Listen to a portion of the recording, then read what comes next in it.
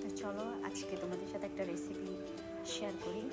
এখানে আমি অনেক প্রকারের সবজি নিয়েছি, আলু, তারপরে চিচিঙ্গা, ধুন্দুল, তারপরে কলমি শাকের কলমি শাকের ডাঁটা, তারপরে নিয়েছি যে বেগুন, সব সবজি মিলিয়ে নিয়েছি। আর তোমরা তোমাদের পছন্দ মতো সবজি নিতে পারো। এখানে নিয়েছি অল্প একটু পেঁয়াজ নিয়েছি, আমি কাঁচামরিচ ছেঁচে নিয়েছি, রসুন ছেঁচে নিয়েছি, শুটকি বেটে নিয়েছি। স্টার্ট করি।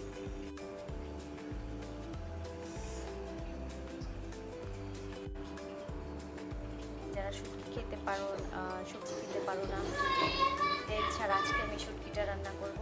খেয়ে দেখবে, ট্রাই করবে, খুব মজা। আমি এটাতে সবগুলো শুটকি, তারপর শুটকিটা আমি দিয়ে দিয়েছি, শুটকি, কাঁচামরিচ, তারপর হচ্ছে গিয়ে রসুন। এখন আমি এখানে সামান্য একটু হলুদ দিয়ে দেবো। তারপর এখানে আমি কোনো লাল মরিচ ইউজ করবো না, কারণ লাল মরিচ আমার গ্যাস্ট্রিকে প্রবলেম করে, তাই। আর তোমরা চাইলে লাল মরিচ দিতে পারো যারা ঝাল খাও, তাদের জন্য।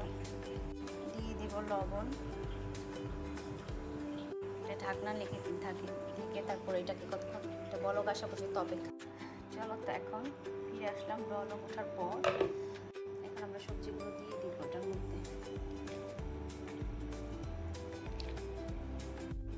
সবগুলো সবজি দেওয়া হয়ে গেছে, এখন এটাকে আবার ঢেকে দেব।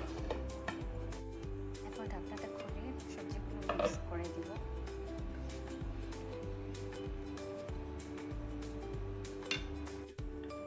সবজিগুলো মিক্স হয়ে এখন ঢাকনা দিয়ে আবারও ঢেকে দেবো, সবজিগুলো সিদ্ধ হওয়া আমার পর্যন্ত।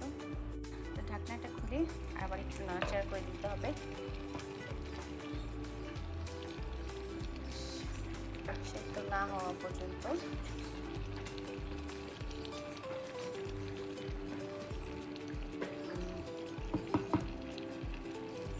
লবণটা একটু চেক করতে হবে।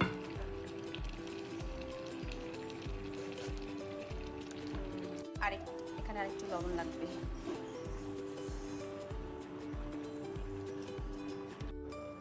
আমার সবজিগুলো এখানে সিদ্ধ হয়ে গেছে। তো তোমরা চাইলে একটু মাখা মাখাও রাখতে পারো, একটু ঝোলও রাখতে পারো, যে যেভাবে খেতে পছন্দ করো, কিন্তু একবার ট্রাই করে দেখবে।